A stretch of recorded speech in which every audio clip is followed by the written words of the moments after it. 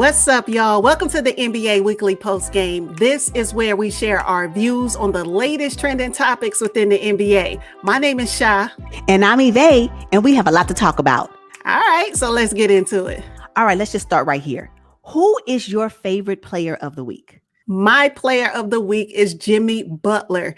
Ever since he returned back to the Heat, he has been averaging 28 points, 10 assists, 5 rebounds, and 3 steals. And I think the Heat have moved up in the standings quite well.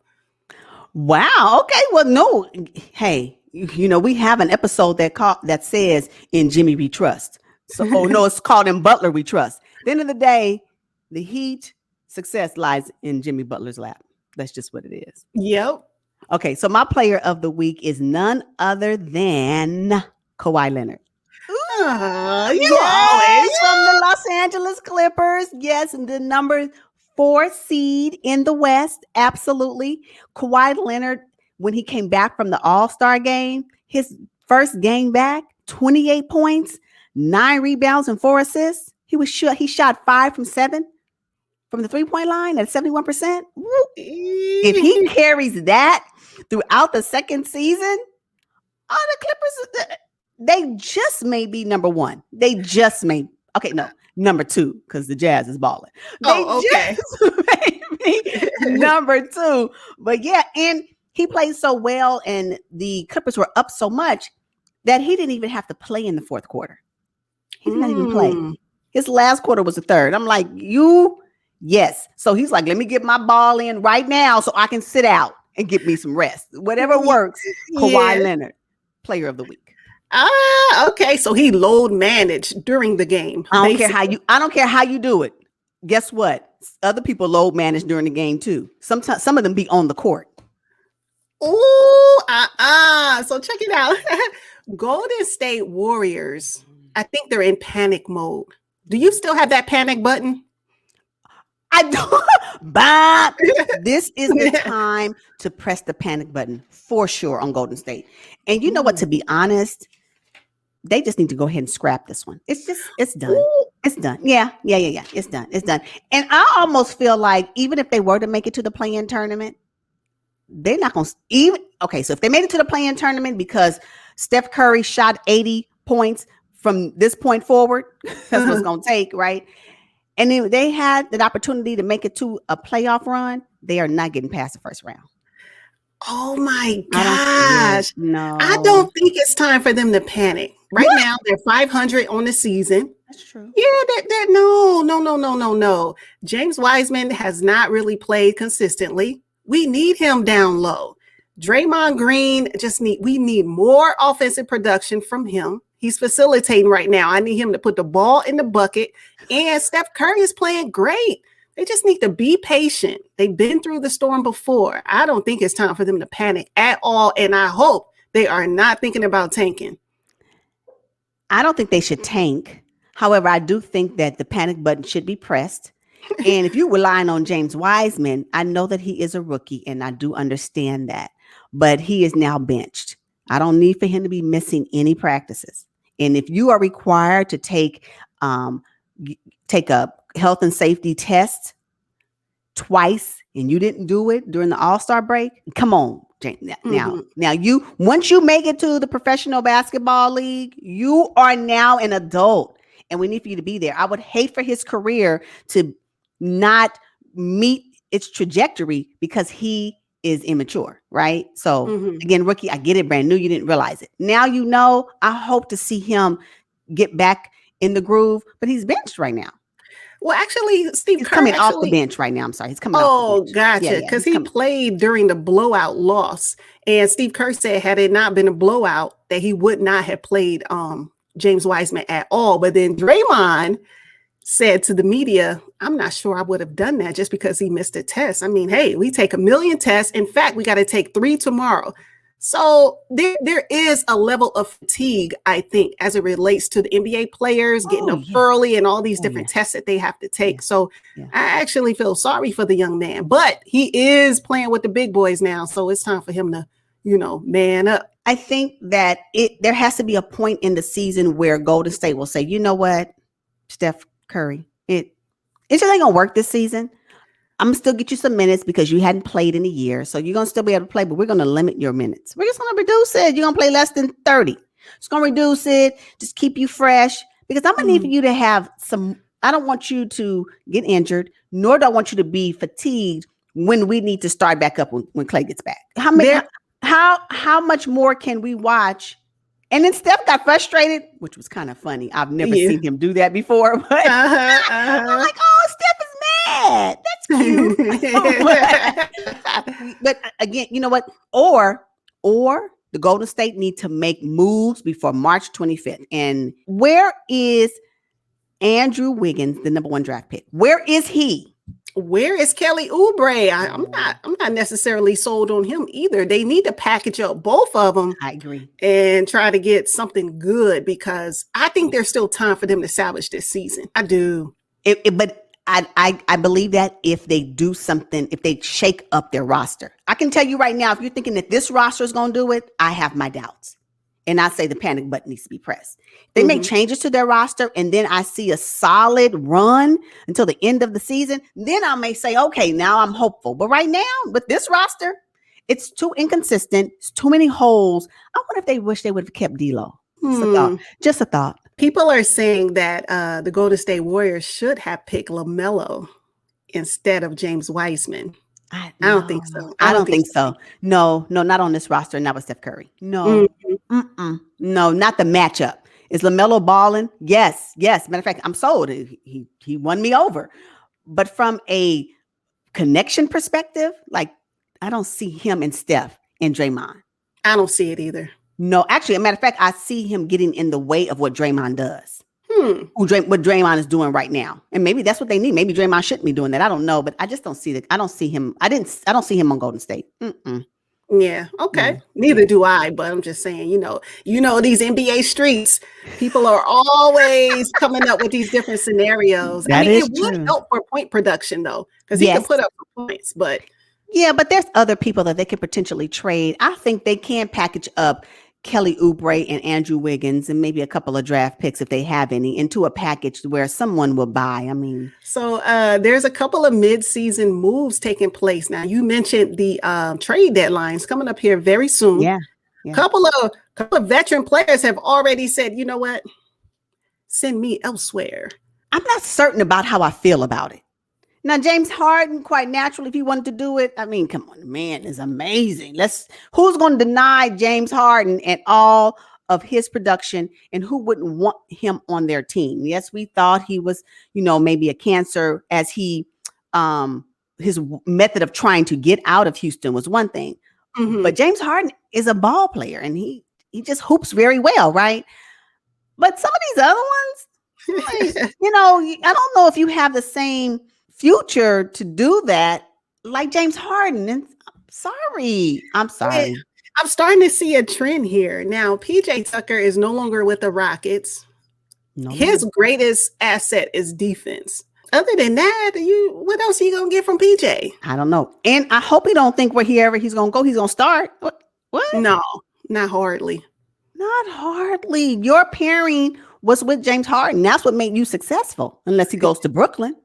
But gosh, not another person jumping on a championship train. Yeah, no, I agree with you on that. I don't want to see anybody else get on it. I'm just going to be honest. But PJ Tucker, however, his salary, I can see teams being able to absorb that. It's what they're willing to give up in exchange for him. What you going to get, a second round pick? Just saying, what do you think you're going to get? I know. So Detroit actually, they traded Steve McCallum or something like that. Hey, and don't quote me down in the comments. Don't quote me. But I say that to say they bartered a 2027 draft pick. I said 2027. What? Isn't that horrible? Well, you know what? Guess what? They set precedents. So whatever team is, and whatever team may be interested in PJ Tucker, 2027 draft pick. But what's really funny is when these players are not getting the interest that they thought they would get. Yeah. That's what's funny. Can you say Boogie? Can you say? You do all of this, and I'm quite sure you're doing it because you believe that these teams are interested in you. based off of whatever your agent is saying, but based off of whatever, your friend players are saying, or just, how you may have your ear to the ground on what's going on. And then you are no longer on a team and now you're waiting. How long has it been since he left Houston? PJ Tucker, and you, who won't you? I mean, like LaMarcus Aldridge. I know. Y'all, come on. And I hope this doesn't become a trend. And I am okay. I understand players who want to leave. Don't get me wrong. They have the power to do that. Just like the league or the teams have a power to trade and they got deadlines and stuff. But you're trying to force your way out and then you are embarrassed because nobody really wants you. Yeah, when what the team is willing to give up for you is not what that team receiving, is willing to take. I'm like, oh. I know. And then, of course, you know the phone call, right? The phone call package. Hey, so tell me, how was Boogie in the locker room? Right. The backdoor phone calls, those are happening too. And then executives are like, you know what? Nah, I don't want that on my roster. No. How old is he again? How old is he again? Let me see. Okay, so I already have a veteran. How old is he again? Because I'm trying to rebuild with a younger roster. How many surgeries has he had in the last? I mean, there's so many things. No, absolutely. And so Caris Levert is scheduled to play his first game, and I'm so excited for him. All the trades that took place, the blessing in all of that was that he had to undergo a physical, and then they found what they found. But he is back and ready to rock, and I can't wait to see him. Yeah, I know. I'm super excited. I'm so glad he's coming back. I think that what's great about Caris Levert is that he came off the bench in Brooklyn. So getting back into the game and getting his minutes up and, getting his time on the court again would be okay because he already knows the role of a bench player. So I think that'd be great. I cannot wait to see him integrated into the Pacers structure and roster and how he will add value because right now, Sabonis, Malcolm, that Malcolm, oh my gosh, he be balling, Yeah. And oh my gosh, so they have a really, really great roster, and so just integrating Caris Levert into that is going to be simply amazing. So I can't wait to see it. I'm really looking forward to because I was excited about Caris Levert coming back with the Brooklyn Nets. I was excited about that, him pairing up with KD and Kyrie. I was really, really excited about that. And then he got traded, and now here we are. And for me, I'm ready. I'm ready to see him back on the court. Yeah. And so, when players take, playing in the NBA for granted, I always think about situations like this where, he had to fight to come back, healthy and stuff, and shouldn't take any of it for granted. You really shouldn't. The Western Conference this year is just unbelievably competitive. The Los Angeles Lakers, they're playing okay right now. But what's interesting is LeBron said that during the first half of the season, he was in first, second, and third gear. And now it's go time. And he's about to kick it up a notch to fourth, fifth, and sixth gear. I'm like, okay, well, he said that last year too. And Lakers went 3-12, but they did win the championship. Do you think LeBron has anything left in the tank playing without AD right now? Yeah, I think he do. The Lakers will figure out a way to utilize LeBron in a way that will make him successful. I don't think that he will be fine. He has a bionic body. Like, what else am I supposed to say? He's going to be fine. He has defied father time, and he's 36 years old. If you didn't know that, I'm sharing his age. Yes. LeBron James is 36 years old. Okay. Again, he is in his 17th year. If you didn't know, that's what it is. And his body is bionic. So he will be able to play until infinity. That's just what it is. That's just what it is. No, but playing without AD, I think it has taken a toll on his body. He's had to do in way more. He's not getting the help of KCP. Marc Gasol has been the biggest disappointment this season. Yeah. But on the flip side, Kyle Kuzma has been great. Having AD out really worked in his favor, but AD's going to come back at some point, and then what happens to Kuz? Back on the bench, barely getting minutes. Yeah. Back on the bench, barely getting minutes. I think another thing that's really been helpful to them is Schroeder. I think Schroeder's been a great hustler for the team, I think. And LeBron James is, I mean, he's going to be all right. You don't sound very interested in LeBron and the Lakers. I honestly, and this is no shade to him, I think I have LeBron fatigue. I think that's what it is. And so, great, Lakers, y'all do your thing. LeBron, hey, much success. That's it. Oh my God. Wow. You guys hear that? Drop down in the comments and let us know if you think LeBron has anything left in the tank and if he'll play to the age of 50.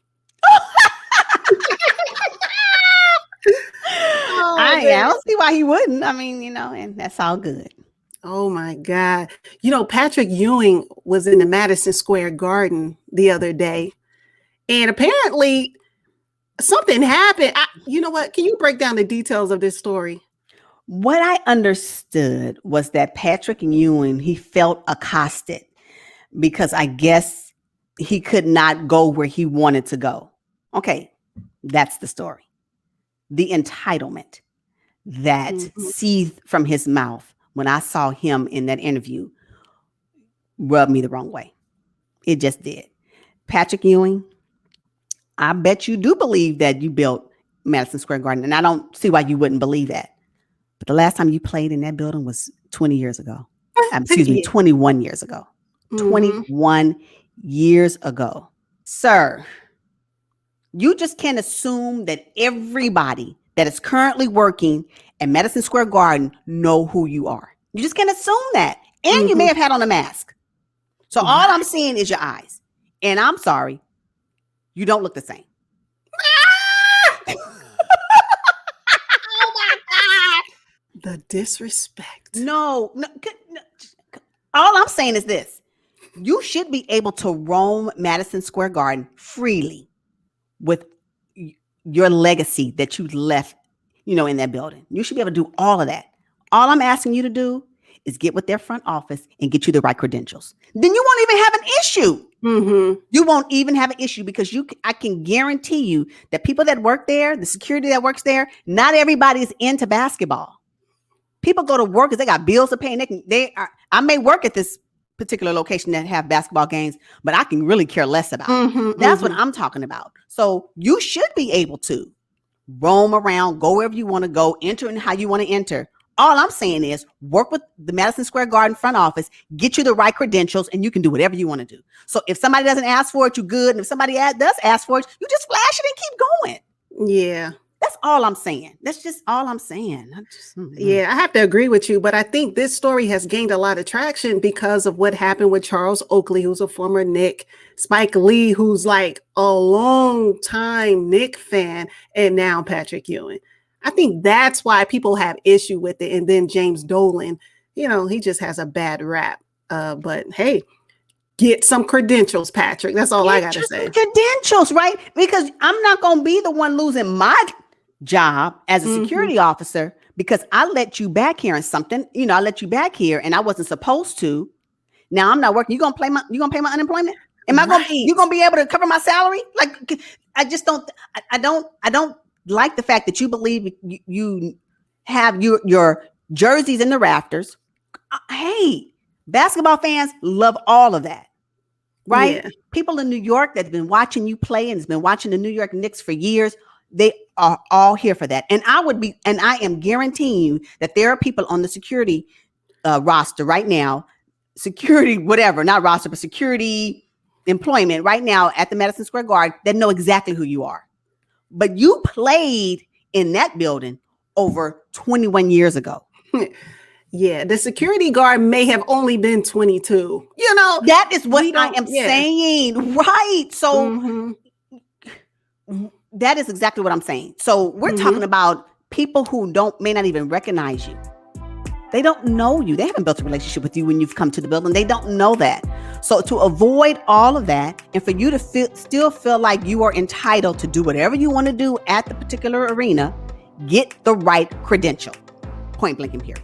That's it. Okay, that's all we got. And until next time, bye. Peace, y'all.